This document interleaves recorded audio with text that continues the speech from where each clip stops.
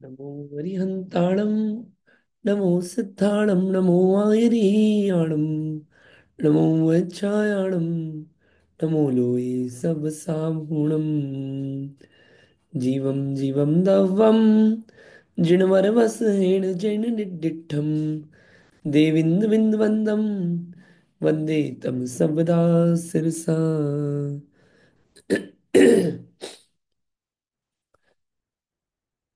द्रव्य संग्रह में जीव का स्वरूप। जीवो वो गमो अमुत्तिकता सदेह परिमाणो भोक्ता संसारत्व सिद्धो सो विश्व सोढ़ गई। इसमें जीव उपयोगमय, अमूर्तिक, कर्ता, भोक्ता और स्वदेह परिमाण। स्वदेह परिमाण अपन देख रहे थे। स्वदेह परिमाण में अपन ने चालू किया था। अणुगुरु देह पमाणो उपसमराप सप्पदो छेदा असमूह दो व्यवहारा निश्चय नहीं दो असंख्य देश हुआ। व्यवहार नहीं से अपने देह के प्रमाण छोटा या बड़ा है आत्मा। क्यों? क्योंकि संकोच और विस्तार की शक्ति होने के कारण। किस अवस्था को छोड़ के? समुद्घात की अवस्था को छोड़ के।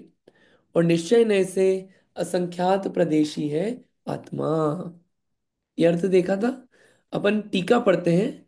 टीका में समुद्घात क्या होता है और समुद्घात कितने प्रकार के हैं वो समझेंगे, और ये गाथा पूरी और अच्छे से समझ में आएगी। इसको अपन रीड कर लेते हैं। हाँ जी, पढ़िए उमा आंटी जी टीका। जय जिनेन्द्र। टीका।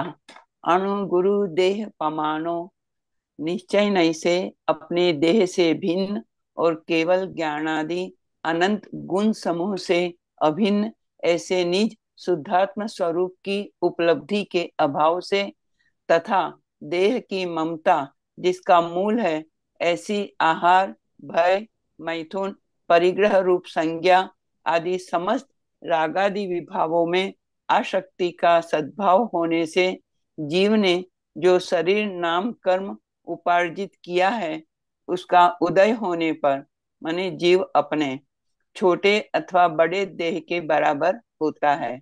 वह कौन होता है? चेदा, चेतन अर्थात जीव। किस कारण? उ संहारप सब पदों, संकोच तथा विस्तार से। शरीर नाम कर्म से उत्पन्न विस्तार और संकोच रूप जीव के धर्म से, ऐसा अर्थ है। हाँ, यहाँ एक मिनट एक मिनट। यहाँ पे जो बात आई वो एक बार देख लेते हैं अपन। निश्चय नय से क्या हो रहा है? अपने देह से अलग और केवल ज्ञानादि अनंत गुणों समूह से अभिन्न। मतलब देह से तो अलग, और ज्ञानादि जो अनंत गुण है इनसे अलग नहीं है, वो उसमें है। ऐसा कौन है? अपना शुद्ध आत्म स्वरूप। अपना शुद्ध आत्म स्वरूप शरीर से भिन्न है। आत्मा का स्वरूप देह से भिन्न है, और आत्मा का स्वरूप ज्ञानादि अनंत गुणों से अभिन्न है। अभिन्न यानी कि वो उसमें ही है। ठीक है। कि उपलब्धि के अभाव से, तो इसकी उपलब्धि नहीं हुई किसकी? अपने शुद्ध आत्म स्वरूप की उपलब्धि नहीं हुई उसके अभाव के कारण। ठीक है। तथा देह की ममता जिसका मूल है। और क्या कारण है? देह की ममता, ममत्वपना देह से, ये मेरा है, उसी में लगा रहना, ये मेरा है, ये मेरे पने का जो ममत्व भाव है। ये दो कारण। स्वयं की उपलब्धि नहीं हुई, और जो अपना था नहीं उसमें मेरा पना किया। ये रूट कॉज, मूल है। ऐसी आहार, भय, मैथुन, परिग्रह रूप संज्ञा आदि समस्त रागादि विभावों में आसक्ति का सद्भाव होने से क्या करा कि ये इस कारण से क्या हुआ? आहार, भय, मैथुन, परिग्रह इन्हीं संज्ञाओं में लगा रहा। ये संज्ञाएं समझ में आती है? आहार की संज्ञा वांछा, भय रूप, मैथुन रूप और परिग्रह की इकट्ठा, ये जो संज्ञाएं हैं ये सभी जीवों में है। और भी अनेक रागादि विभाव हुए, इसी में आसक्त रहा, या तो भोजन या भय या मैथुन या परिग्रह की वांछाओं में। तो इसके कारण क्या हुआ? जीव ने क्या प्राप्त हुई? आज जीव को शरीर नाम कर्म। शरीर नामकरण मिला ना, क्योंकि अभी ये वांछाएं पड़ी हुई थी। ठीक है। उसका उदय होने पर अब शरीर नामकरण में मिला, तो शरीर नामकरण का जब उदय आया तो क्या हुआ? जीव ने अपने छोटे तथा बड़े देह के बराबर होता है। जैसा शरीर मिला तो आत्मा कैसा हो जाता है, छोटा बड़ा उस हिसाब से। ठीक है। कौन होता है? चेदा, आत्मा, जीव। क्यों होता है? आपने ये तो बोल दिया होता है, लेकिन क्यों होता है? शरीर मिल गया इसलिए। ये तो बाहरी कारण है। मेन कारण क्या है? उस पदार्थ में स्वयं में संकोच विस्तार की शक्ति है। अगर जीव में संकोच विस्तार की शक्ति नहीं हो, कंप्रेस और एक्सपैंड होने की शक्ति नहीं हो, तो शरीर तो आप हाथी का, चींटी का, किसी का भी दे दो, जीव कैसे फिट होगा? कभी मिला चींटी का तो भैया आत्मा तो बड़ी थी, फिट ही नहीं हो पा रही है, तो आधी आत्मा बाहर है आधी अंदर है, ऐसा नहीं होता है। हाथी का मिला तो भैया आत्मा कहाँ है? सर में है, बाकी जगह नहीं है। ऐसा नहीं होता है, सब जगह है ना। इसलिए गाथा पूरी क्लैरिटी से दी। ठीक, चलिए अब इसका दृष्टांत देखते हैं, समझ में आएगा, पढ़िए। यहाँ दृष्टांत क्या है? जैसे दीपक बड़े बर्तन में रखा गया हो तो उस बर्तन के भीतर सबको प्रकाशित करता है, और छोटे बर्तन में रखा गया हो तो उस बर्तन में सबको प्रकाशित करता है। तथा अन्य किस कारण से यह जीव देह प्रमाण है? असमूहदो, असमुद्घात के कारण। वेदना, कसाय, विक्रिया, मारणांतिक, तेजस, आहारक और केवली नामक 7 प्रकार का समुद्घात छोड़ दिया होने के कारण, समुद्घात के अतिरिक्त का कथन होने के कारण 7 समुद्घातों का लक्षण इस प्रकार कहा है। हम्म। दृष्टांत आ गया ना, दृष्टांत से समझ में आ गया होगा। दिया आप लीजिए, दिए को आप एक छोटे बर्तन में ढकिए, तो उतने उसमें फैल जाएगा कि नहीं? उसका प्रकाश फैल जाएगा। अब उसी दिए को बड़े बर्तन में रख दो, उसी दिए को बड़े अलमारी में रख दो, बड़े कमरे में रख दो, उतने में फैल जाएगा कि नहीं? क्यों? क्योंकि दिए के प्रकाश में संकोच विस्तार की शक्ति है। वैसे ही जीव या आत्मा को छोटे शरीर में ले जाओ बड़े में, उस हिसाब से वो संकोच विस्तार हो जाता है। एक कारण ये है जीव का अणुगुरु देह प्रमाण होने का, स्वदेह परिमाण होने का। आत्मा प्रमाण कितना है? दूसरा कारण क्या है? कि असमुद्घात, कि जीव का समुद्घात नहीं हो रहा है अभी, इसलिए ये अपने शरीर के बराबर है। अब समुद्घात क्या है? 7 प्रकार के समुद्घात हैं। उन समुद्घातों को पढ़ते हैं, समझ में आएगा। हाँ जी, अब कौन पढ़ेगा? और कोई पढ़ लेते हैं। हाँ जी, रीटा आंटी जी, आप पढ़ रहे हैं क्या? इजी हो तो पढ़िएगा। हाँ, जय जिनेन्द्र।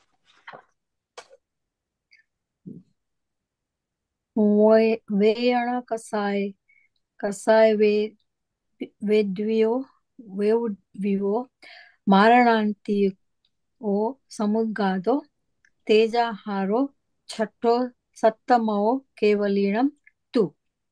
हम्म। वेदना, कषाय, विक्रिया, मारणांतिक, तेजस, आहार और केवली, ये 7 समुद्गात है। सबको वे नाम इस ध्यान प्रकार रखना है, सबको नाम ध्यान रखना है, ये 7 समुद्घात के। पढ़िए। अपना मूल शरीर छोड़े बिना तेजस और कार्बन रूप उत्तर देह के साथ साथ जीव प्रदेशों के शरीर से बाहर निकलने को समुद्गात कहते हैं। क्या होता है ति- समुद्घात? कि अपना मूल शरीर या आत्मा जो है, या आत्मा अपना मूल शरीर तो नहीं छोड़ती है, लेकिन आत्मा के प्रदेश क्या होते हैं? शरीर से बाहर निकल जाते हैं, एक्सपैंड कर जाते हैं। मूल शरीर को छोड़े बिना क्या हो रहा है? प्रदेशों के शरीर से बाहर निकलने को क्या कहते हैं? समुद्घात कहते हैं। ठीक, हाँ, आगे। तीव्र पीड़ा का अनुभव होने से मूल शरीर छोड़े बिना आत्मा प्रदेशों का बाहर निकलना, उसे वेदना समुद्गात कहते हैं। कभी होता है तीव्र कि ये सब जीवों को ही समुद्घात हो, ऐसा जरूरी नहीं है। किन्हीं किन्हीं जीवों को कभी कभी बहुत पीड़ा हुई, कुछ व्याधि हुई, उस पीड़ा के अनुभवन में क्या होगा वो, कि वो जीव के प्रदेश बाहर निकलते हैं।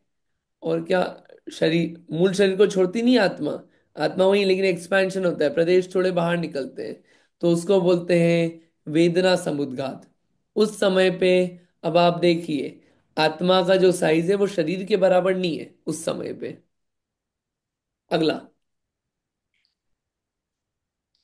तीव्र कसाय के उदय से मूल शरीर को छोड़े बिना अन्य का घात करने के लिए आत्म प्रदेशों का बाहर निकलना उसे कसाय समुद्घात कहते हैं। एक कषाय के कारण होता है, खूब तीव्र कषाय है, तो उसमें क्या होता है, जो आत्मा के प्रदेश हैं वो बाहर निकलते हैं, एक्सपैंड कर आत्मा, ठीक है, अन्य का घात करने के लिए। तो क्या है, कषाय समुद्घात कहलाता है। तो चार में से कौन सा कसाय होता है? क्रोध। कोई सी भी हो सकती है कषाय इसमें। क्रोध। हाँ हाँ। ओके। लेकिन यहाँ पे अन्य का मूल। घात, ये अन्य का घात करने के लिए लिखा है ना, तो वहां पे क्रोध मूल में लगता है। इन क्रोध होने का कारण और भी दूसरी कषाय हो सकती है, इन मूल यहाँ पे क्रोध लगता है सत्य पढ़ के। हम्म। हम्म। मूल शरीर छोड़े बिना किसी भी प्रकार की विक्रिया करने के लिए आत्म प्रदेशों का बाहर निकलना उसे विक्रिया समुद्घात कहते हैं।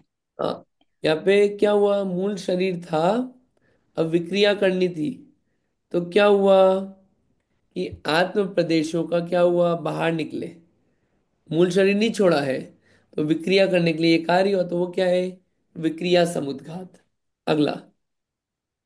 मृत्यु के समय मूल शरीर को छोड़े बिना जब इस आत्मा ने कहीं का आगामी आयुष्य बांधा हो, उस प्रदेशों को स्पर्श करने के लिए आत्म प्रदेशों का बाहर निकलना उसे मारणांतिक समुद्घात कहते हैं।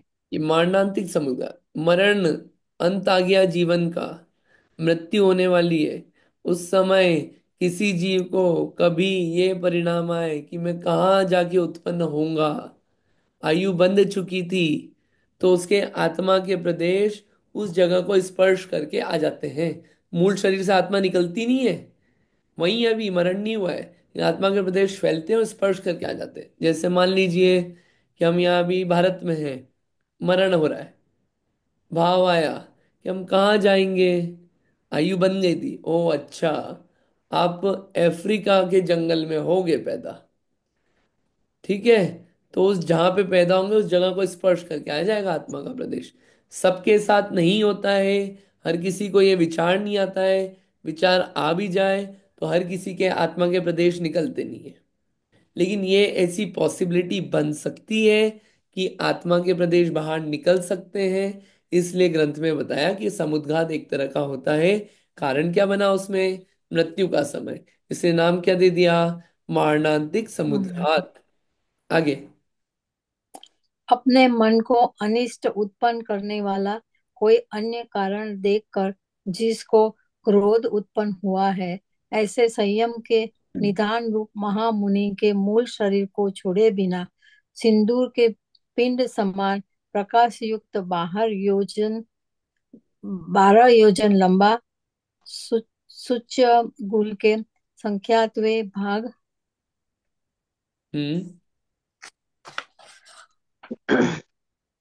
उसके पश्चात नहीं नहीं, जितना। जितना जितना मूल विस्तार वाला और 9 योजन के अग्र विस्तार वाला काहल बिलाव के आकार वाला एक पुतला बाएं कंधे में से निकलकर बाईं प्रदक्षिणा देकर हृदय में रही हुई विरुद्ध वस्तु को भस्मीभूत करके उसी संयमी मुनि के साथ स्वयं भी भस्मीभूत हो जाता है। दीपायमान मुनि के समान यह अशुभ तेजस समुद्घात है। हाँ, इसको समझ लेते हैं, एक मिनट। ये क्या है, ये समुद्घात कौन सा, तेजस समुद्घात। इसमें क्या हो रहा है कि जैसे अपने मन को कुछ चीज खराब लगी, मन खराब हुआ, किस कारण को, किसी कारण को देख के फिर क्या हुआ, क्रोध आया। तो ऐसा कार्य हुआ किसी संयमी मुनिराज के साथ। मुनि भी नहीं, महामुनि। महामुनि क्यों? साधना अच्छी है, लेकिन किसी कारण से मन खराब हुआ, क्रोध उत्पन्न हुआ। तो क्या होगा? उनका मूल शरीर में से आत्मा नहीं निकलेगी। क्या होगा? उनमें से एक सिंदूर के पिंड के समान प्रकाशित, सिंदूर होता है ना, लाल काला टाइप कलर का, उस कलर का निकलेगा, 12 योजन लंबा। कितना? 12 योजन लंबा। ठीक है। 1 योजन में होता है 8 माइल, 12 किलोमीटर, यानी 96 माइल, 96 माइल्स लंबा। ठीक है। इतना बड़ा शरीर, और सूच्य अंगुल के संख्यात्वे भाग जितना मूल विस्तार वाला। फैला कितना होगा? सूच्य अंगुल के संख्यात्वे भाग। अब ये सूच्य अंगुल अलग है, उसको नहीं समझा रहे। और 9 योजन के अग्र विस्तार वाला, आगे का विस्तार कितना है? 9 योजन। ठीक है, वॉल्यूम हो गई ना। कैसा रहेगा? काहल, काहल, काहल बोलते हैं बिलाव को। बिल्ली होता है ना, बिल्ली के आकार वाला। आकार कैसा होता है? बिल्ली के आकार जैसा। एक पुतला निकलता है, कौन से? बाएं कंधे से, लेफ्ट, लेफ्ट कंधे से। खराब काम हो रहा है, लेफ्ट कंधे से होएगा। निकलकर बाई प्रदक्षिणा देकर, बाई प्रदक्षिणा देता है, ठीक है, बाएं से। ठीक है। हृदय में रही हुई विरुद्ध वस्तु को भस्मीभूत करके, उनके हृदय में जिस चीज ने क्रोध उत्पन्न किया उसको भस्म करेगी सबसे पहले। फिर एंड में क्या होगा? उसी संयमी मुनि के साथ स्वयं भी भस्मीभूत हो जाता है।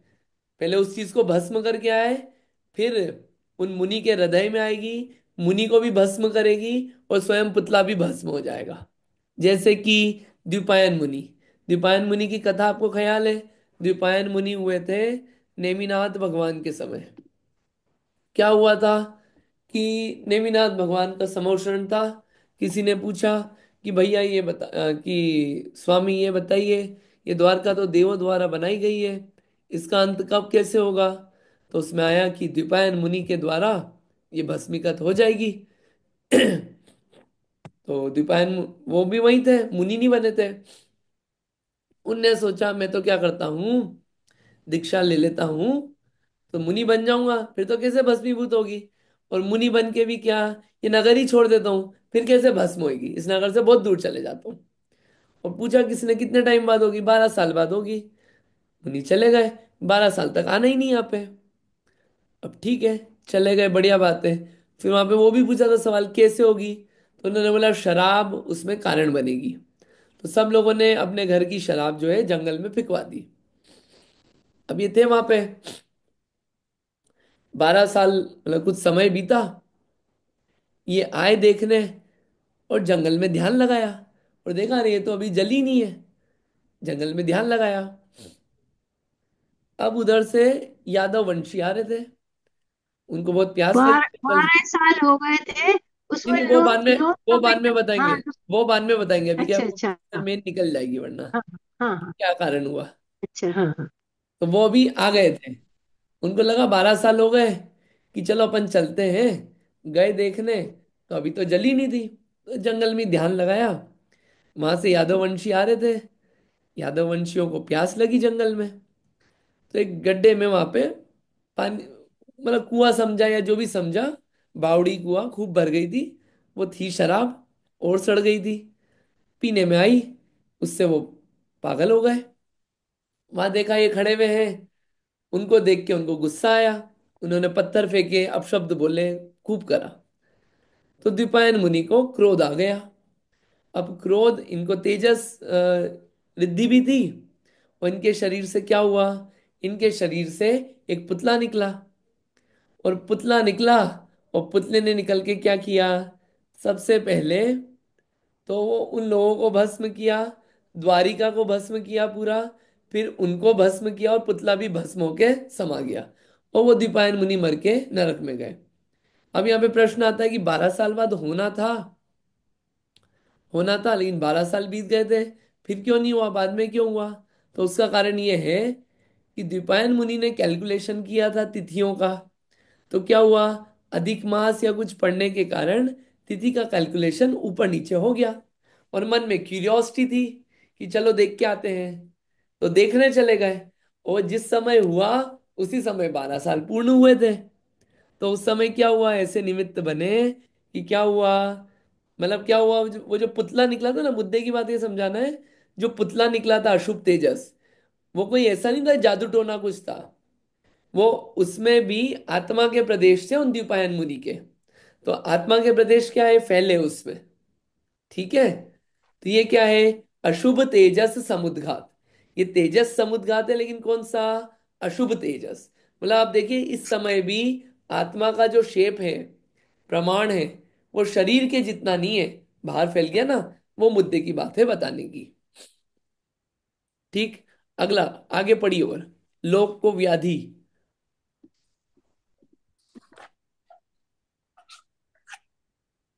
लोगों को व्याधि, दुष्काल आदि से पीड़ित देखकर जिसको दया उत्पन्न हुई है, ऐसे परम संयम के निदान महर्षि के मूल शरीर को छोड़े बिना पूर्व कथित देह प्रमाण वाला शुभ आकृति वाला पुतला दाएं कंधे से निकलकर दाईं ओर प्रदक्षिणा करके व्याधि दुष्काल आदि मिटाकर पुनः अपने मूल स्थान में प्रवेश करता है। यह शुभ तेजस समुद्घात है। से शुभ तेजस समुद्घात भी होता है। इसमें क्या अच्छा काम हो रहा है, राइट हैंड, राइट कंधे से निकलेगा, साइज डायमेंशंस वही रहेंगे, कलर शुक्ल कलर का रहता है, शुभ आकृति रहती है, बिल्ली के जैसा नहीं होता है, व्हाइट कलर का होता है। उसमें भी आत्मा के प्रदेश रहते हैं, उस शरीर आत्मा के ही बाहर निकले हुए। क्या होता है, प्रदक्षिणा देता है उस जगह को जहाँ पे दुष्काल हो, कैलेमिटी हो, व्याधि आई हुई हो, उसको दूर करेगा। और प्रदक्षिणा देके वापस शरीर में समा जाएगा। ठीक है। तो ये होता है शुभ तेजस समुद्घात। ये भी मुनिराजों के ही होता है, परम संयम के निधान महर्षि के, उनके ही होता है ये, और किसी के नहीं होता ये। आगे पढ़िए। तेजस समुद्घात हो गया, पढ़िए आगे। पद पद और पदार्थ में जिसको कोई संशय उत्पन्न हुआ है, ऐसे परम बुद्धि वाले महर्षि के मूल शरीर को छोड़े बिना शुद्ध स्फटिक जैसी आकृति वाला एक हाथ का पुरुषाकार पुतला मस्तक के मध्य में से निकलकर अंतर मुहूर्त में जहाँ कहीं केवल ज्ञानी को देखता है, वहां उनके दर्शन से अपने आश्चर्यभूत मुनि को पद और पदार्थ का निश्चय उत्पन्न करके फिर अपने स्थान में प्रवेश करता है, उसे आहारक समुद्घात कहते हैं। आरक समुद्घात, इसमें क्या होता है, कोई मुनिराज है, परम संयमी रिद्धि वाले मुनिराज है, उनको कुछ शंका हुई, कुछ डाउट आया, कुछ कॉन्सेप्ट क्लियर नहीं हो रहा है, कुछ विशेष जानना है किसी के बारे में, कोई बताने वाला है नहीं, केवली भी नहीं है उस समय वहां पे। तो जहां पे केवली होते हैं, जहां पे समूह शरण है, तो वहां पे क्या होगा, उनके मस्तक में से एक सफेद कलर का स्फटिक के आकार वाला और इतना शुद्ध एक पुतला निकलेगा। वो पुतला जहां पे केवल ज्ञानी होंगे वहां जाएगा, उनके दर्शन करेगा। उनको दर्शन करके मात्र से क्या होगा, वो वापिस आएगा, अंदर प्रवेश करेगा, इतने मात्र से उनके शंका का निवारण हो जाता है। तो वो जो पुतला गया, उसमें भी आत्मा के प्रदेश कनेक्टेड है। ये काम कैसे हुआ, पुतला निकलना, पुतले का आना जाना, ये काम हुआ एक रिद्धि होती है, रिद्धि के कारण हुआ ये। और उसमें क्या प्रोसेस क्या हुई, समुद्घात, इसको बोलते हैं आहारक समुद्घात। आत्मा के प्रदेश है, तो इस समय पे भी शरीर का आकार, क्या आत्मा का आकार शरीर जितना नहीं है, फैल गया ना। और आत्मा ने मूल शरीर को छोड़ा नहीं है। ठीक, बढ़िया, आगे। केवलियों के दंड कपाट प्रतर लोक पुरुष रूप होते हैं, वह लोक पूरण, सातवां केवली समुद्घात है। लोक पूरण, लोक पूरा आई एम सॉरी लोक पुराण रूप होते हैं, वह सातवां केवली समुद्घात है। केवली समुद्घात। केवली समुद्घात क्या, अनंत भगवान है, केवल ज्ञानी है, अब उनको सिद्ध बनना है। लेकिन क्या हुआ, चार कर्म जो बचे हैं कौन से, आयु, नाम, गोत्र और वेदनीय। तो हम्म। आयु कर्म की स्थिति ज्यादा है, और नाम, गोत्र और वेदनीय की कम है।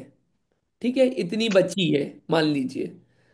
तो अब कैसे होगा ये? नाम गोत्र वेदनी तो निकल जाएंगे, आयु पड़ा हुआ है। तो क्या करना होगा? अरे, तो क्या होगा कि उसको लेवल में लाने के लिए, आयु को नाम गोत्र वेदनी के लेवल में लाने के लिए क्या होगा? आयु कर्म के जो निषेक हैं, प्रदेश हैं, उनको थोड़ा सा जल्दी झराना होगा, सुखाना होगा, ताकि वो लेवल में आ जाए उनके। तो उसके हाँ। लिए एक प्रोसेस होती है।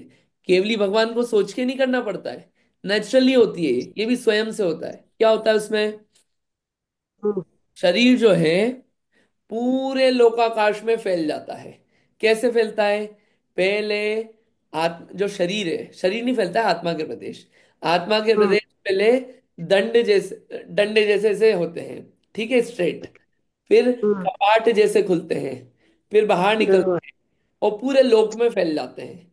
फिर वापिस से प्रतर होता है, फिर कपाट रूप में, हम्म। फिर दंड रूप में, और वो वैसे वापिस के वापिस शरीर रूप में हो जाते हैं। तो इस प्रोसेस में जो आयु कर्म था, उसकी स्थिति, उसका टाइम पीरियड नाम गोत्र वेदनी जितना हो जाता है, जिससे क्या होता है कि ये कर्म सारे एक साथ झड़ते हैं और फिर वहां पे सिद्ध अवस्था प्राप्त होती है। अब इस आपको इसको एक और समझना, जैसे कपड़ा होता है अपना। कपड़ा अगर आप फोल्ड धोया और फोल्ड करके सुखाओगे तो सूखने में टाइम लगेगा। उसको खोल के जितना खोलते हम्म। जाओगे और सुखाते जाओगे, उतना जल्दी सूखेगा। वैसे ही आत्मा के प्रदेश जितने फैला दिए, उस समय क्या हुआ? आयु कर्म जो है उसके निषेक जल्दी निकलने लगे। तो उस समय क्या हुआ कि जो आयु कर्म की स्थिति थी वो कम होती गई, लेवल में आ गई। तो इस प्रोसेस को बोलते हैं केवली समुद्घात। तो इस समय में भी आत्मा का जो साइज है वो शरीर के बराबर नहीं है, इसलिए केवली समुद्घात भी समझाया। इसको और अपन रीड करेंगे टीका से, और आपको एकदम बहुत क्रिस्टल क्लियर हो जाएगा। लेकिन आई होप कुछ एक अंडरस्टैंडिंग बनी होगी। समुद्घात क्यों पढ़ा अपन ने? समुद्घात इसलिए पढ़ा कि समुद्घात के समय में आत्मा का आकार शरीर के आकार जितना नहीं होता है ना?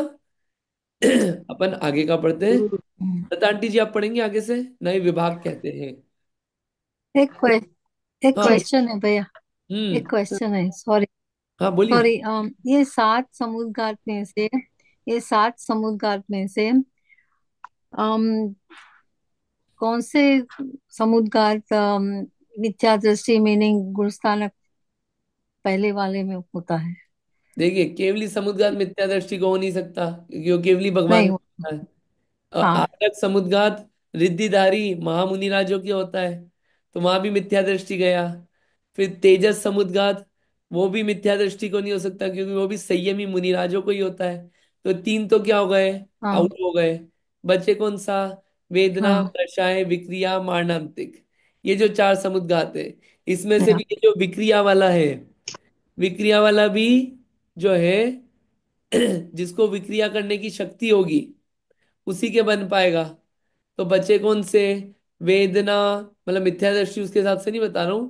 तो वेदना, कषाय, मारणांतिक तो पॉसिबल है मिथ्या दृष्टि में, ठीक है। ओके। वेदना, कषाय, ओके। मारणांतिक, इसमें सम्यक हाँ। दर्शन हाँ। मिथ्या दर्शन का कोई वो प्रॉब्लम नहीं है, ठीक है। ओके। विक्रिया वाला जो हाँ। तीसरा है, इसमें मुनि अवस्था समथिंग कुछ नहीं दिया है, लेकिन हाँ, विक्रिया करने की आप में शक्ति होना चाहिए, ठीक है। ये विक्रिया वाला देव और नारकियों के होता है भैया।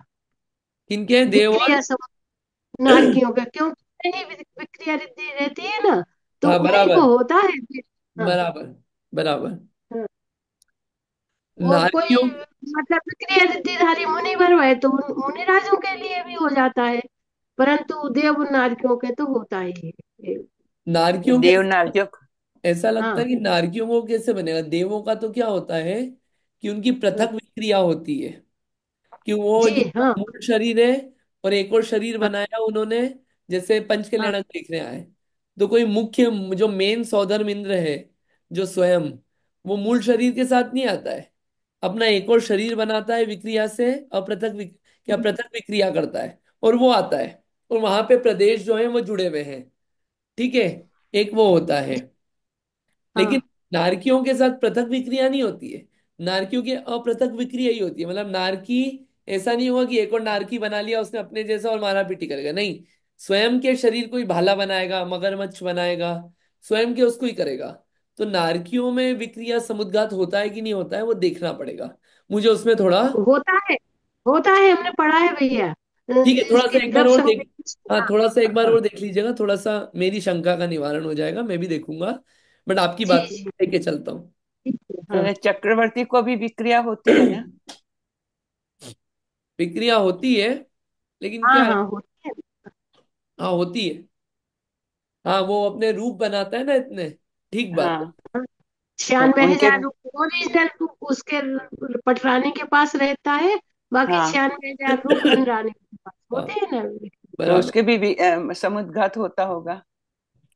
हाँ, वो समुद्घात नाम पाएगा क्या, ऐसा लगता है, हाँ। चक्रवर्ती का नहीं आया, चक्रवर्ती का नहीं आया। हाँ, लेकिन आया नहीं, ऋतुराज लेकिन राजू एक का बार आया है। हाँ, देख लेंगे, एक बार और देख लेंगे हम। मतलब मैं श्योर नहीं हूँ, आप बोल रहे हैं देख आपकी बात लीजिए। लेके चल रहे हैं हाँ। हम।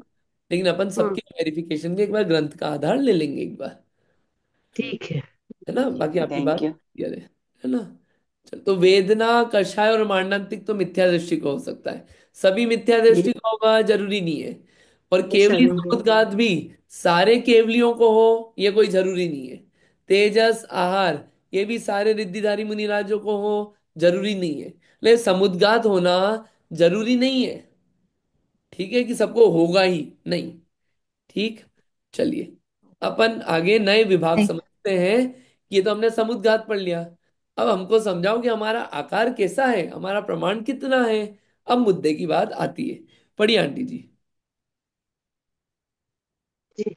नए विभाग। नए विभाग कहते हैं व्यवहारा, अनुपचरित असद्भुत व्यवहार नय से ऊपर कहे अनुसार जीव अपने शरीर प्रमाण है। निश्चय दो असंख्य देशो वा, निश्चय नय से लोकाकाश प्रमाण असंख्य प्रदेशी है। वाह, यहाँ जो वाह शब्द प्रयुक्त किया है उससे ऐसा सूचित होता है कि सो संवृत्ति से उत्पन्न केवल ज्ञान की उत्पत्ति होने पर। आगे कीजिए भैया। हम्म। भैया आगे करिए। हाँ, करी करी, करा। हाँ। हाँ, पेज किसका आइएगा। ठीक है। हाँ, सो संवृत्ति से उत्पन्न केवल ज्ञान की उत्पत्ति होने पर ज्ञान अपेक्षा से व्यवहार नय से जीव लोकालोक व्यापक है। परंतु नैयायिक, मीमांसक और सांख्य मत वालों की मान्यता अनुसार प्रदेशों की अपेक्षा से लोकालोक व्यापक नहीं है। उसी प्रकार पांच इंद्रिय और मन के विषय के विकल्पों से रहित समाधि के समय सो संवेदन लक्षण ज्ञान का सद्भाव होने पर भी बाह्य विषय वाले इंद्रिय ज्ञान का अभाव होने की अपेक्षा से आत्मा को जड़ कहा है। परंतु सांख्य मत की मान्यता अनुसार सर्वथा जड़ नहीं है। उसी प्रकार राग आदि विभाव परिणामों की अपेक्षा से आत्मा शून्य भी है, परंतु बौद्ध मत के समान अनंत ज्ञान आदि की अपेक्षा से शून्य नहीं है। यहाँ पे विशेष नए विभाग आया। गाथा में। हाँ। एक एक मिनट, एक मिनट, थोड़ा सा इसको देख लेते हैं। नए विभाग में कि जीव का जी। शरीर का प्रमाण कैसा हाँ है, कि अनुपचरित हाँ असद्युत व्यवहार है, से तो जैसा ऊपर कहा कितना अपने शरीर प्रमाण है, जीव का प्रमाण। ठीक है। निश्चय नय से कितना है, लोकाकाश प्रमाण, असंख्यात प्रदेशी है, इतना है प्रमाण। प्रदेश क्या होता है, प्रदेश को आप ऐसे समझिए कि इट इज अ यूनिट। एक यूनिट है ये, किसको मेजर करने की, क्षेत्र को मेजर करने की यूनिट है प्रदेश। क्षेत्र किससे नापा जाता है, प्रदेश से।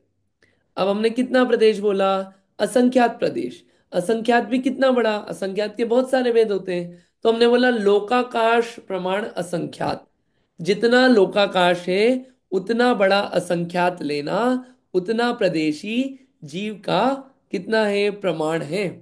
कि जीव क्या जो क्षेत्र है, जीव जितना फैल सकता है वो कितना, लोकाकाश प्रमाण, ये उसका प्रमाण है। ठीक। यहाँ जो वार शब्द प्रयुक्त किया उससे क्या बोल रहे हैं कि स्वसंवित्ति से उत्पन्न, अपने आत्मा के अनुभव से उत्पन्न केवल ज्ञान की उत्पत्ति होने पर ज्ञान अपेक्षा से व्यवहार नय से जीव लोकालोक व्यापक है। परंतु अब यहाँ पे क्या है, दूसरे मत की बात आती है। न्यायिक मीमांसक और सांख्य मत वाले मान्यता अनुसार प्रदेशों की अपेक्षा से वो लोकालोक व्यापक नहीं मानते इस आत्मा को। न्यायिक मीमांसक और सांख्य मत पढ़ेंगे, इनको धीरे धीरे देखेंगे, इनको भी अभी शब्द देख लीजिए आप। लेना है अपने को सांख्य बौद्ध न्यायिक मीमांसक, थोड़ी थोड़ी बातें लेंगे अपन जैसे पहले लिए। उसी प्रकार पांच इंद्रिय और मन के विषय के विकल्प से रहित समाधि के समय स्वसंवेदन लक्षण ज्ञान का स्वभाव होने पर भी बाह्य विषय वाले इंद्रिय ज्ञान का अभाव होने की अपेक्षा से आत्मा को जड़ कहा है। परंतु सांख्य मत की मान्यता अनुसार सर्वथा जड़ नहीं है। उसी प्रकार मतलब ये सांख्य मत वाले क्या मानते हैं कि जड़ ही है ये। समझेंगे, देखिए वो जो सांख्य मत समझेंगे ना तब समझ में आएगी इन बातों की। इतना समझिए आप तो। अभी सांख्य मत वाले जड़ मानते हैं, अभी इतना समझो आप। और बौद्ध मत मानता है कि शून्य है आत्मा, ठीक है, परिणामों से शून्य है, ऐसा मानता है। अब वो क्या होता है समझेंगे, इस पैराग्राफ को अपने को समझना है, कल समझेंगे इसको। ठीक है, लेकिन मुद्दे की बात यह है कि अभी जैन मत क्या बोल रहा है वो समझ लिया अपन ने। ठीक है, इसमें विशेष पढ़ लेते हैं, विशेष पढ़िए। अणु मात्र शरीर कहा, वहां उच्छेद घनांगुल के असंख्यात में भाग प्रमाण, लब्धि अपर्याप्तक सूक्ष्म निगोद का शरीर समझना, परंतु पुद्गल परमाणु नहीं समझना। उसी प्रकार गुरु शरीर शब्द से 1000 योजन प्रमाण महामस का शरीर समझना और मध्यम अवगाहन द्वारा मध्यम शरीर समझना। ये देखिए यहाँ अणु और हाँ। ये जो आया हम्म, है गुरु, इससे हम कितना समझे। तो उनने बताया हम्म, देखो सबसे छोटा शरीर जो है वो निगोदिया का होता है। निगोदिया में भी सूक्ष्म निगोदिया, सूक्ष्म निगोदिया में भी जो लब्ध अपर्याप्तक होता है उसका होता है। ठीक है, लब्ध अपर्याप्तक एक चीज है, आगे आएगी समझ लेंगे। लेकिन आप इतना समझो निगोदिया होता है एक हम्म, टाइप का जिसका शरीर सबसे छोटा होता है। अणु से उतना समझना। और गुरु से एक महामत्स्य होता है जो कि स्वयंभू रमण समुद्र में होता है। उसका प्रमाण कितना है, 1000 योजन प्रमाण है। 1000 योजन, एक योजन में आप मल्टीप्लाई कर लो कितना हुआ, एक योजन में 8 माइल। इतना बड़ा होता है। और हम्म। प्रमाण योजन छोटा योजन की बड़ा? प्रमाण योजन तो ज्यादा शरीर होता है ना, चार शरीर हजार नापने के लिए प्रमाण नहीं यूज करते। मैं भूल गया एक्चुअली, प्रमाण आएगा कि नॉर्मल वाला आएगा मैं देखूंगा, मैं भूल गया, मैंने पहले देखा था अपन ने इसको। मेरे को वो तो छोटा वाला ही याद है, क्योंकि जो जितने भी द्वीप समुद्र हैं, अच्छा, हम्म, कि जितने भी द्वीप समुद्र है ना इनको प्रमाण योजन से नापते हैं। तो इसके अंदर की चीजें जो है वो प्रमाण है कि नॉर्मल है देखना पड़ेगा, मैं भूल गया, देख लेंगे। इन 1000 योजन है, काफी बड़ा है। तो ये इतना छोटा या बड़ा हो सकता है और बीच के अलग अलग, ये समझना कि शरीर आत्मा का आकार कितना बड़ा छोटा हो सकता है। अब यहाँ मुद्दे की बात यह है, यहाँ यह तात्पर्य है शरीर के ममत्व के कारण जीव शरीर ग्रहण करके संसार में परिभ्रमण करता है। अतः देहादि का ममत्व त्याग कर निर्मोह निज शुद्धात्मा में भावना करनी चाहिए।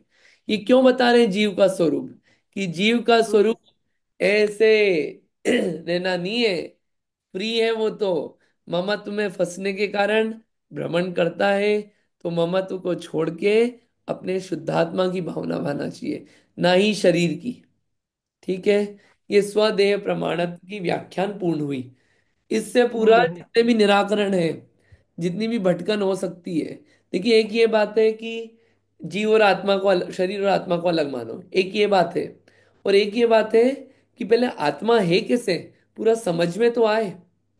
ताकि क्या है, जहां जहां दुनिया में चलता है कि अरे आत्मा दिमाग में है, आत्मा घुटने में है, आत्मा हृदय में है, वो सब निराकरण होते हैं इन सब बातों के। आत्मा पूरे शरीर में व्याप्त है। चलो ठीक है, सब बातें सब क्लियर होती है। कई चीजें और भी सारी बातें होती हैं, और भी अपन देखेंगे। ठीक है, आई होप ये गाथा समझ में आई होगी। इनके और निकलेंगे एनालिसिस, निकालेंगे, वो भी अभी कंप्लीट नहीं हो रहा है ये। ठीक। अपने को ये करना है कि ये गाथा नंबर जो कल पढ़ी थी ना अपन ने, 9 और 10, आज 10, इसको एक हम्म, टीका से पढ़ेंगे वर्णी जी के। इससे पढ़ना है, लेकिन उसको पढ़ने से पहले एक नई गाथा पढ़ लें, ताकि आपको याद करने के लिए कुछ रहेगी, रोज एक गाथा तो याद होगी। तो उसको पढ़ लेते हैं अपन। अतः परम गाथात्रयेण नए विभागेन संसारी जीव स्वरूपम तद वसा तद वसाने शुद्ध जीव स्वरूपम च कथयति तद्यथा। अब इसके पश्चात तीन गाथाओं द्वारा नए विभाग पूर्वक संसारी जीव का स्वरूप और उसके अंत में शुद्ध जीव का स्वरूप कहते हैं। अब तीन गाथा और आएगी, उसमें संसारी जीव कैसा है और शुद्ध जीव कैसा है, वो पूरा स्वरूप बता रहे हैं। आगे बचा है ना, देखिए। जीवो उवो गमो अमुत्ति कत्ता सदेह परिमाणो भोक्ता। फिर हम्म, संसारो सिद्धो और ऊर्ध्वगमन स्वभाव। तीन गाथा और आएगी। तो पहले संसारी वाली गाथा आ रही है। गाथा आसान है। पुड़वी जलते अवाऊ वणफदी विवियथावरे इंदी विगतिग चदु पंचखा तस जीवा होंति संखादा। आसान है, बहुत आसान गाथा है ये। पुड़वी जल तेयवाऊ वणपदी विविय थावरे इंदी विग तिग चदु पंचखा तस जीवा होंति संखादा। क्या बोले कि पुड़वी, पुड़वी यानी कि पृथ्वी, जल, जल यानी कि जल, ते यानी कि तेज, अग्नि, वायु यानी वायु, वनस्पति यानी वनस्पति। ठीक है। विविध यानी विविध, थावर, थावर यानी कि स्थावर, ए इंदी एक इंद्री, ऐसे अनेक प्रकार के स्थावर एक इंद्री है संसारी जीव। कौन कौन से? पृथ्वी, जल, अग्नि, वायु, वनस्पति। फिर विग तिग, विग यानी कि दो इंद्री, तिग यानी कि तीन इंद्री, चतु यानी चार, पंचअक्खा यानी कि पांच, और अक्खा यह है ना अक्खा, पंचअक्खा। अक्खा से निकलता है अक्ष, अक्ष यानी कि इंद्री, यानी दो इंद्री, तीन इंद्री, चार इंद्री, पंच इंद्री। ये क्या होते? तस जीवा, ये होते त्रस जीव। होंती संखादा, ये संख्यात होते हैं। क्लियर है? उड़वी जलते वाऊ वनफदी विवियथावरे इंदी विगतिग चतु पंचखा तस जीवा होंती संखादा। संखादी है भैया। संखादी, संखादा नहीं आएगा, संखादी है। शंख पिपीलिका दो इंद्रिय बस, ऐसे दो इंद्रिय तीन इंद्रिय चार, ये इनकी संखादी है। त्रस्तियों की गिनती बताएंगे, हाँ। नहीं, संखादी है। पक्का? हाँ पक्का, इसमें गलत छपा है पर अच्छा, संखादी है। आपको हाँ ख्याल है ना? ठीक है, दो एक जगह जी और देख लेते बराबर। हैं। दो एक जगह हाँ और देख। तेज, तेज जगह, तेज जगह की का तेव भी आता है। एक, हम्म, हाँ एक मिनट। संखादी बोले क्या आप? हाँ संखादी है इसमें भी संखादी। है संखादी। हाँ ठीक है, उसमें, संखादी ही है, हाँ। हाँ उसमें प्रिंट नहीं हुआ है। ठीक है। हाँ, आप क्या बोल रहे थे और उमंग यहाँ जी? ते की जगह तेव। हम्म, तेऊ। हाँ ठीक है, हाँ, तेऊ, तेऊ, ठीक है। इसमें है, इसमें तेऊ होना चाहिए। ठीक है, समझ गए। हाँ। ते मतलब अग्नि और उ मतलब वायु। नहीं नहीं, वायु तो अलग दे रखा है, वायु अलग दे रखा है, वायु अलग दे रखा है। देखो भैया, पृथ्वी जल अग्नि वायु वनस्पति, ऐसा आएगा। हाँ नहीं, गुण ऐसे ही ले से रहे हैं। पृथ्वी। हाँ, पृथ्वी जल, हाँ तेऊ तेज, हाँ और अग्नि। वायु से हाँ वायु। हाँ हम्म। वायु जी बराबर। बराबर। चलिए, थोड़ा सा इसके प्रश्न आंसर देख लेते हैं, क्लियर हो जाएगा। जीव संसारी है, उसको समझाने के लिए बोल रहे हैं। इसको मैं ही पढ़ देता हूँ क्योंकि ये आसान है, इसलिए कि संसारी जीवों के हम्म, इन्होंने दो भेद करे। जीव संसारी है ना, संसारी जीवों के भेद करे। स्थावर और त्रस। जी, स्थावर कौन कौन से? पृथ्वी जल अग्नि वायु वनस्पति। त्रस कौन से? 2 से 5 इंद्रिय जो त्रस जीव है। दो इंद्रिय जीव कौन? जिनमें स्पर्शन रसना है। कौन होते हैं? शंख एग्जाम्पल के लिए। चींटी 3 इंद्री। मक्खी 4 इंद्री। और मनुष्य, नारकी, देव, हाथी, घोड़ा 5 इंद्री। ये ध्यान रखना है कि इंद्रियां सीक्वेंस में ही होती है। ऐसा नहीं होगा कि 3 इंद्रिय तो स्पर्शन रसना और चक्षु हो जाएगी। ये ध्यान रखने की बात है। हम्म, एक क्वेश्चन, चारों गति में से कौन से गति के ऐसे जीव हैं जो होंगे तो पंचेंद्री ही होंगे, पंचेंद्री के बिना नहीं हो सकते? बताइए, कौन जवाब देगा? लता आंटी जी आप मत देना, बोलिए नीलेश जी। चार गति में से ऐसे कौन से जीव हैं जो पंच इंद्री ही होते हैं? 1 2 3 4 इंद्री हो ही नहीं सकते। अम, क्या किसी में से अम, देव, मनुष्य, नारकी, वो पंचेंद्रिय ही होते हैं। बढ़िया। अ, बढ़िया, पंचेंद्रिय होते हैं, बढ़िया। एक और क्वेश्चन, ऐसे कौन से जीव हैं जो संगी पंचेंद्री ही होते हैं? नहीं, सिर्फ संगी ही होते हैं, असंगी नहीं होते, ये बताना है आपको। संगी पंचेंद्री नहीं, सिर्फ संगी ही होते, इतना जोड़ रहा हूं मैं सिर्फ। संगी होंगे तो पंचेंद्री तो होंगी। हम्म।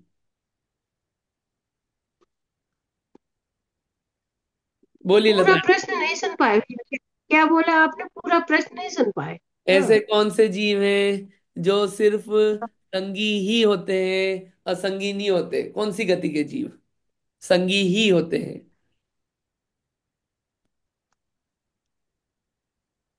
बोलिए नीतू दी। संगी ही होते हैं। मनुष्य तो होते ही है, संगी होते हैं। और देव भी संगी होते हैं। हाँ और मनुष्य। हम्म, नारकी भी। नारकी भी हाँ। हाँ, तीनों गति के देव संगी होते हैं। हाँ। चलिए, हाँ बढ़िया। बाकी तिरंज गति को छोड़ के हाँ। तिर्यंज गति को, जितनी भी विषमता है ना, सब तिर्यंज गति हाँ में है। तिरंज और सबसे ज्यादा तिर्यंच जीव ही है। सबसे ज्यादा जी बर भरमार तिर्यंच जीवों की ही है। नारकी कम है तिर्यंच से। ठीक। चलिए, मेरा जितनी। मेरा एक प्रश्न है। हम्म। ये शंख दो इंद्रिय जीव है, तो हम्म। इसमें रसना कैसे इसमें आती है? स्पर्शन तो ठीक है, हम्म। पर रसना इंद्रिय कैसे इसमें आती है? थोड़ा शंख के बारे में पढ़ना पड़ेगा। कुछ चीजें होती है अपने को, हो सकता है दिखे ही नहीं, कि भैया जीवान दिखाओ आप, तो अपने को ऐसा लगता है जीवान हो, लेकिन क्या है कि सिस्टम जो है अलग अलग हिसाब से डेवलप हो सकता है किसी का। तो उसको क्या है। पर संघ। हाँ संघ का भैया सुनते हैं कि ये कीड़े खाते हैं इसलिए बढ़ते जाते हैं संघ। ठीक ये है। कीड़े खा हाँ अब जरूरी थोड़ी है कि सब अपन को आंखों से देखें। हाँ, परंतु ये कीड़े खाते हैं इसलिए बढ़ते जाते एक जवाब ये मिल गया। बाकी और आप थोड़ा सा शंख के बारे में पढ़ना, मैं भी पढ़ूंगा, फिर आपको और बातें बता पाए तो बता दूंगा। ठीक है। जी, चलिए, थैंक यू। ये जितने भी मच्छर हैं, भौरा है, ये 4 इंद्रिय है। हैं। बटरफ्लाई हाँ 4 इंद्रिय है। चार। ठीक है। चलो, जीव स्थावर या त्रस किस कर्म की वजह से होता है? स्थावर नाम कर्म की वजह से स्थावर, त्रस नाम कर्म की हाँ वजह से त्रस में दस। उत्पन्न होता है। ठीक है। गाथा आसान थी, पढ़वानी पढ़ लीजिए आप एक बार, थोड़ा सा अच्छा रहेगा। पढ़ेंगे तो अच्छा रहेगा। पढ़ लीजिए। हम्म। किसी को पढ़ना हो तो प्लीज पढ़िए। पुण्य चलते बाऊ बनपदि विविधावरेन्द्री विगतिग चतु पंचखा तस जीवा होंति समुखादि। हम्म। पढ़िए, और कोई किसी को पढ़ना हो तो जल्दी जल्दी पढ़ लीजिए। पूर्वी जलतेउ वाउ वनपदी विविय थावरे इंदी विगति गचदु पंचखा तस जीवा होन्ति संखादि। बढ़िया। और वाउ वणस्पति विविह थावरेन्दी थावरेन्दी विगतिग चदु पंचखा तस जीवा होन्ति संखादी। बढ़िया। और किसी को पढ़ना है तो पढ़िए प्लीज। चलिए। हाँ, पुरानी गाथाएं किसको याद हुई? 1 से 10 तक क्या हुआ? किसको याद हो गई? उमांटी जी, 9 और 10 सुना दीजिए। हाँ। सिर्फ 9 और 10। व, हाँ। ववहारासु दुखम पुगल फलम पभुजेंदी आदा निश्चय नैदो चेदन भावम को आदस्स हम्म अणु गुरु देह पमानो उव संहार सपदो चेदा असमूह दो व्यवहारा तस जीवा होन्ति संखादि। आपको पहले से याद है ना? ये भी पूरा याद है ना? हैं? पूरा याद है पूरा ना तो आपको? नहीं, प्रथम अधिकार की यह गाथा है, थोड़ी याद है। अच्छा, बढ़िया बढ़िया। हाँ, और किसी को याद है 1 से 10 तक? आपको तो याद है लता आंटी जी, बाकी लोगों से जी थोड़ा पूछ लेते हैं। जी। बोलिए, याद करा, रिवाइज करा? याद तो करना है अपने को, मजा नहीं आएगा वरना। बिना कंठस्थ करे मजा नहीं आएगा चीजों का। वो फील नहीं आता है फिर चीजों का। जो अपने को वो लेना रहता है ना कि अरे बताया क्या एप्लीकेशन है इसका, वो एप्लीकेशन समझ में नहीं आएगी फिर बिना याद करे तो। कंटेंट नहीं रहेगा ना, इसलिए मेरी कंटेंट। एक गलती थी। अ, 10वीं गाथा में निश्चय ने दो असंख्य देश होगा अच्छा, शायद हो सकता है मैं भी इग्नोर कर गया, सॉरी। हाँ, ठीक है। ना, मुझे मेरी गलती महसूस हुई है। ठीक है, बढ़िया। चलो फिर अपन पढ़ते हैं, अगर नहीं याद है तो पढ़ लेते हैं। पृथ्वी जल अग्नि वायु और वनस्पति आदि विविध प्रकार के स्थावर एक केंद्रीय जीव हैं, और शंखादि 2 3 4 तथा 5 इंद्री वाले त्रस जीव हैं। अपन इसकी टीका पढ़ लेते हैं। एक्चुअली 1.5 पेज की है, आसान है इसलिए पढ़ लेते हैं। पढ़िए नीतू दीदी टीका। गाथा नंबर 11 वहां से। टीका। हाँ, टीका। होन्ति आदि पदों को की व्याख्या की जाती है। होन्ति छद्मस्त जीव अतीन्द्रिय अमूर्त निज परात्म स्वभाव की अनुभूति से उत्पन्न सुख रूपी अमृत अमृत रस स्वभाव को प्राप्त न करता हुआ इंद्रिय सुख तुच्छ होने पर भी उसकी अभिलाषा करता है। उसमें आसक्त होकर एक इंद्रियादि जीवों का घात करता है। उस जीव घात से उपार्जित त्रस और स्थावर नाम कर्म के उदय से जीव होते हैं। कैसे होते हैं? पुडवी जल तेउ वायु वणस्पति विविह थावरेंदी। पृथ्वी जल तेज वायु और वनस्पति ऐसे प्रकार के होते हैं। आगम में कहे हुए अपने अपने अनेक प्रकार के अवान्तर भेद सहित हैं। स्थावर नाम कर्म के उदय से, स्थावर एक इंद्रिय जाति नाम कर्म के उदय से भूमि तेज जल वृक्ष समीर एक इंद्रिय थावर जो शरीर वे ते चौ पड़ इंद्रिय जीव त्रस हैं संख आदि भवनीव। स्पर्शेंद्रिय सहित एक इंद्रिय होते हैं, वे मात्र ऐसे स्थावर ही नहीं होते। विगतिग चंदु पंचखा तस जीवा 2 3 4 तथा 5 इंद्रियों वाले त्रस नाम कर्म के उदय से त्रस जीव भी होते हैं। वे कैसे होते हैं? शंख आदि, शंख आदि। स्पर्शन और रसना इन 2 इंद्रियों वाले शंख, छीप, सीप, कृमि आदि 2 इंद्रिय जीव हैं। स्पर्शन रसना घ्राण ये 3 इंद्रिय वाले कुंथु, पिपीलिका, कीड़ी, चींटी, जूं, खटमल आदि 3 इंद्रिय जीव हैं। स्पर्शन, रसना, घ्राण और चक्षु ये 4 इंद्रिय वाले डांस, मच्छर, मक्खी, भौरा आदि चतुरिंद्रिय जीव हैं। स्पर्शन, रसना, घ्राण, चक्षु और श्रोत्र इंद्रिय ये 5 इंद्रियों वाले मनुष्य आदि पंचेंद्रिय जीव हैं। सारांश यह है कि विशुद्ध ज्ञान दर्शन स्वभावी निज परमात्मा के स्वरूप की भावना से उत्पन्न पारमार्थिक सुख को प्राप्त न करते हुए इंद्रिय सुख में आसक्त जीव एक इंद्रिय आदि जीवों का वध करके त्रस और स्थावर हो हैं। इस प्रकार पूर्व में कहा है, अतः त्रस और स्थावर में उत्पत्ति न हो, उसके लिए उसी परमात्मा में भावना करना चाहिए।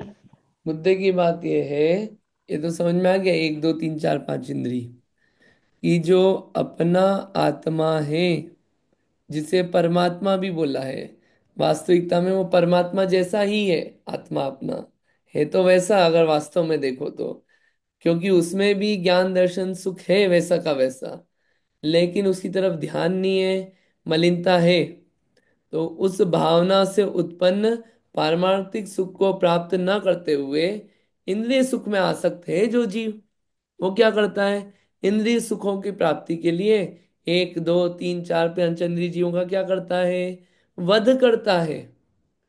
और उस वध करने के कारण इस प्रकार पूर्व में कहा है, अतः त्रस और स्थावर में उत्पत्ति न हो, उसके लिए उसी परमात्मा में भावना करनी चाहिए। अगर एकेंद्री और त्रस और स्थावर जीवों के वध से बचना हो, तो उसके लिए एक और एकमात्र उपाय है कि अपने परमात्मा की भावना करें, उस परमात्मा में लीन होने का उपाय करें, उस परमात्मा पे दृष्टि जाए, उस अपनी आत्मा पे दृष्टि जाए, अपने आत्मा के अनंत दर्शन ज्ञान स्वरूप पे दृष्टि जाए। वास्तविकता में मैं कैसा हूं, वो चीज दिखना चालू हो जाए। तो क्या है, जितना इंद्रियों में सुख लगता है वो सुख लगेगा नहीं, क्योंकि अपन ने ऊपर देखा कि ये जो इंद्रिय सुख है इसको जीव भोगता ही नहीं है, वो तो व्यवहार से कहा गया है। वास्तविकता में तो अपने अंदर में जो सुख है, आत्मा का सुख, उसी को भोग रहा है। तो वो जब वो कॉन्सेप्ट समझ में आता है और उसकी फील आएगी द्रव्य गुण पर्याय की, किसको छुआ किसको खाया, मान्यता में ऐसा माना है, एक द्रव्य ने दूसरे द्रव्य को छुआ नहीं, बहुत सारी बातें आएंगी ऐसी।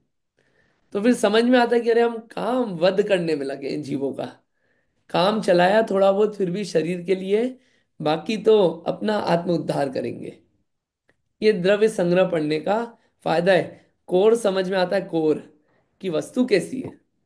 देखिए अभी जो अपन चल रहे हैं ना, ये तो शब्द टू शब्द चल रहे हैं और थोड़ा थोड़ा अर्थ कर रहे हैं, इसमें खूब गहरा अर्थ है। ठीक है, इसको और थोड़ा थोड़ा समझेंगे, इसलिए धीरे धीरे ओढ़ लेंगे, है ना।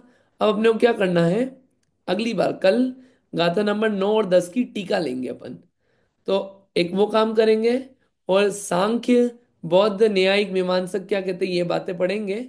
ऐसे 11 गाथा तक अपना कल तक पूरा हो जाएगा, फिर 12वीं गाथा आगे से कंप्लीट करेंगे। ये जो विषय आ रहा है ना, अब अभी आएगा आगे जीव समास का और ये त्रस स्थावर का, ये सब गोमटसार जीवकांड का विषय है, जो कि एक एक गाथाओं में आचार्य महाराज ने अपने लिए यहीं पे दे दिया, उसको अपन यहाँ पे समझ लेंगे। ठीक, इतना रखते हैं। गाथा याद करनी है आप सबको, इतना आप करिएगा। चलिए जिनवाणी स्तुति कर लेते हैं। जावाणी के ज्ञान से सुझे लोकालो, सोवाणी मस्तक नमो सदा दी तूड़ो। हे जिनवाणी भारती तो ही जपो दिन रैन, जो तेरी शरण आ गए सो पावे सुख चैन। जिनवाणी माता की जय। 9 बार नमोकार मंत्र।